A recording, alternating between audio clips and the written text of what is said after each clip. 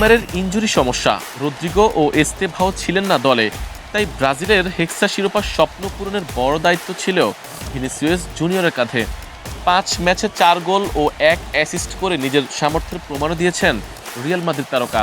কিন্তু শেষ পর্যন্ত নরওয়ের কাছে হেরে শেষ 16তে থেমে গেছে ব্রাজিলের বিশ্বকাপ অভিযান। এর মধ্য দিয়ে দীর্ঘ হলো ব্রাজিলের ষষ্ঠ বিশ্বকাপ শিরোপার অপেক্ষা। হতাশ ভিনিসিয়াস জানিয়েছেন, এই পরাজয়ের কষ্ট ভাষায় প্রকাশ করা কঠিন।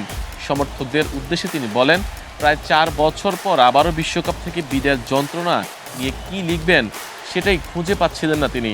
তবে যারা বয়স ভুলে ব্রাজিলের স্বপ্নকে আঁকড়ে ধরে পাশে ছিলেন, তাদের জন্য নীরব থাকা অন্যায় মনে হয়েছে তার কাছে।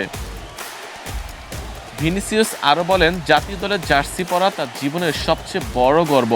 এই বিশ্বকাপের জন্য তিনি কঠোর পরিশ্রম করেছেন, দিয়েছেন নিজের সর্বোচ্চটা। কিন্তু দলকে কাঙ্ক্ষিত সাফল্য এনে না দিতে পারায় তিনি ভক্তদের কাছে চেয়েছেন ক্ষমা। তবে এখানেই শেষ নয়, হতাশাকে শক্তিতে পরিণত করে আবারও বিশ্ব ফুটবলের চূড়ায় উঠতে লড়াই চালিয়ে যাওয়ার প্রতিশ্রুতি দিয়েছেন ব্রাজিলের এই তারকা খেলোয়াড়। Ariful Islam, EN sports.